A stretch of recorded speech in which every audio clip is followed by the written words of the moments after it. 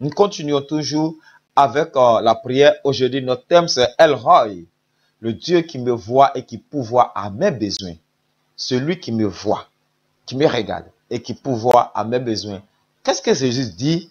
Quel est le pouvoir ou quelle est la puissance de la prière quand il s'agit de demander? C'est Jésus qui parle et dit, c'est pourquoi je vous dis, tout ce que vous demanderez en priant, croyez que vous l'avez reçu et vous le verrez s'accomplir.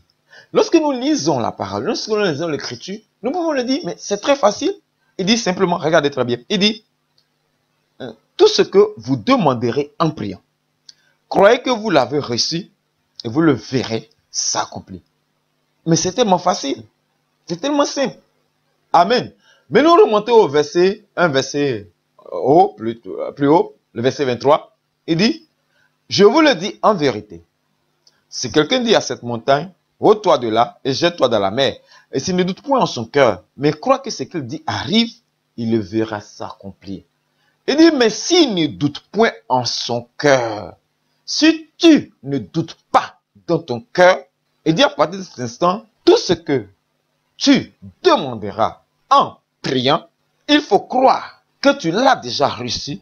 Amen. Condition, si tu ne doutes point en ton cœur. Amen. Le doute. Il dit, mais si tu ne doutes point. Frère, moi je me lève, je vais faire ma prière. Je dis, ah voilà ce que j'ai besoin. Je demande du boulot, je veux un travail. Je veux un travail bien rémunéré. Parce que nous, quand nous demandons quelque chose, c'est pour le bien-être du corps.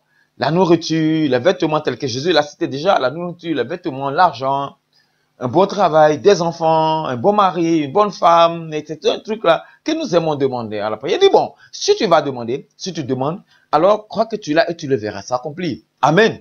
Mais il dit, si tu ne doutes point. Mais aujourd'hui, est-ce que cela est vraiment facile de ne pas douter? Amen. Parce que nous sommes entourés de doutes. Comment faire pour nous détacher de ce doute? Nous sommes entourés de doutes. Il y a le doute partout. À chaque recoin de nos rues, il y a le doute. Oui, il y a le doute. Ah oui, c'est vrai. À chaque recoin de notre coin, il y a le doute. Quand tu sauteras, tu verras un mendiant. Alors immédiatement, le doute se sera à toi en disant, mais si Dieu est aussi fort, pourquoi lui ne le rend pas, ne le libère pas de sa mendicité? Alors le doute se sera de ton coin. À l'ère, aujourd'hui, des réseaux sociaux, nous sommes entourés que de doutes. Oui. Comment nous allons échapper à ces doutes-là? Pour que tout ce qu'on demande là, ça peut s'accomplir. Oui. Combien de fois, et combien de jours, et combien d'heures, nous n'avons jamais entendu ces choses? Que tel pasteur a fait telle chose. Tel pasteur rase les poils de ses fidèles. Oh, tel pasteur est arrêté en plein culte. Oh, tel pasteur a été trouvé avec un fétiche. Oh, tel pasteur, est-ce que nous ne voyons pas cela de jour comme de nuit? Frères, sœurs, est-ce que nous ne voyons pas, nous entendons pas ces choses-là? Alors, comment échapper au doute alors? Oui. Parce que cette question est récurrente dans notre vie. Nous demandons toujours, mais quand on lit la parole de Dieu, quand on lit les prophéties du Seigneur, c'est tellement facile. Mais pourquoi est-ce que cela ne s'accomplit pas intégralement dans notre vie? Nous allons voir El Roi. Nous allons voir, est-ce que ces paroles ne s'accomplissent pas? Mais pourquoi est-ce que cela ne s'accomplit pas dans notre vie? Pourquoi est-ce que c'est difficile pour nous aujourd'hui d'avoir les exaucements rapides de nos prières? Mais c'est parce que nous sommes entourés de doutes. C'est le doute qui fait. Nous sommes entourés de doutes. Toute chose est fait en sorte que nous puissions douter. Tout est autour de nous. Elle fait en sorte que nous puissions douter. Prenez la politique, que nous essayons de séparer de l'Église, de la parole de Dieu. Alors il se lèverait un homme, il disait là, je suis un chrétien, je suis un croyant, mon Dieu est avec moi. Alors Dieu m'a appelé d'être un responsable politique. Et alors voilà, le doute s'installe. Pourquoi est-ce qu'il est tombé si Dieu est avec lui? On a dit, on a révélé que c'est lui le président, le futur président. Et voilà ce qui est arrivé. Mais si Dieu avait cela, le doute s'installe. Ah oui, avec la prolifération des réseaux sociaux, le doute est installé de partout. Et en longueur de journée, nous entendons ces choses-là. Oui. Oh, je voulais me mettre en genoux, j'étais en train de demander quelque chose. Et puis, paf, je suis tombé sur les réseaux sociaux. On a dit, un tel pasteur est devenu soulard. Et il est tombé dans les caniveaux. Oh, lui-même qui est homme de Dieu, s'il fait ces choses-là. Et le doute est partout, dans tout endroit. Chez nos filles, le doute. Chez nos enfants, le doute. Chez nos vieillards, le doute. Or, la condition que Jésus a mis, il a dit ainsi, s'il ne doute en son cœur. Vous savez, le Seigneur Christ a dit que le Père nous donnera tout ce que nous demanderons. Mais, est-ce que lorsque le Fils de l'homme viendra sur terre, trouvera-t-il la foi? Voilà la question qu'il avait posée en son temps, dans le de Luc. Trouvera-t-il la foi? Parce que le doute est partout. Nous doutons de tout. Mais comment régler ce problème-là? Comment régler? Frère, souvent pour régler les choses, il faut le régler aussi fermement. Qu'est-ce qui nous amène à douter? Ce sont nos regards, ce sont nos yeux. Qu'est-ce qui nous amène à douter? Ce sont nos oreilles, ce que nous entendons.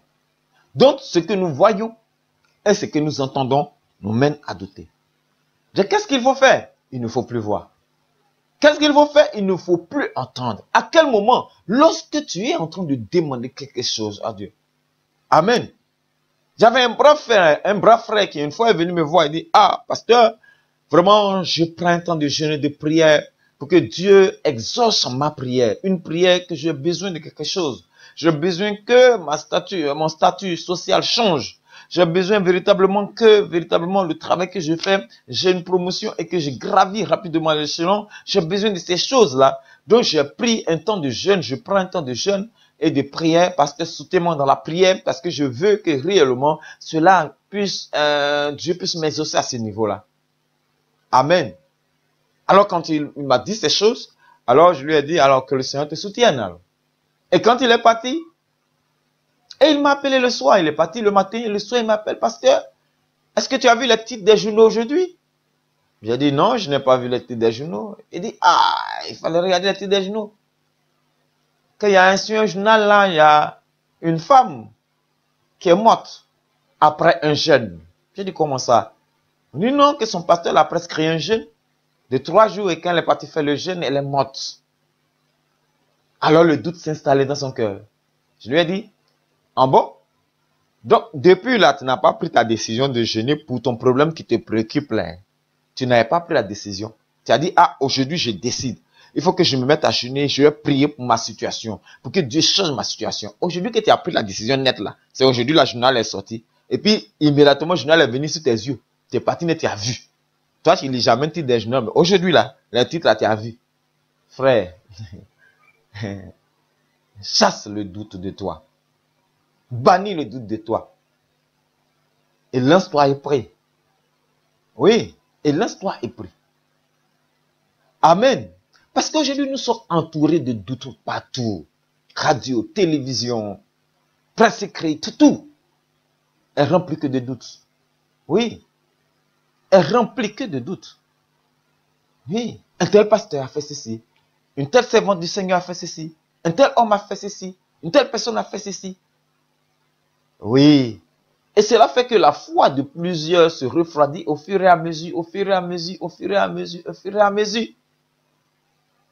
Et ça se refroidit au fur et à mesure. Frères et sœurs, si tu veux rendre ta prière encore plus efficace, comme je l'ai dit, il faut chasser le doute. Mais chasser le doute comment? Ferme les yeux. Ne vois pas. Lorsque tu te prépares ainsi à rentrer, tu dis, ah, je me prépare ici à prier beaucoup. Je veux prier pour une situation particulière. Ne regarde pas les journaux. Ferme ton Internet. Ferme ton Wi-Fi. Pendant toutes ces périodes, ferme ton Wi-Fi. Ne suis aucune presse. Et n'écoute pas quelqu'un qui parle de ces choses. Tu verras que cela donne encore de la force et du boom à ta prière de demande.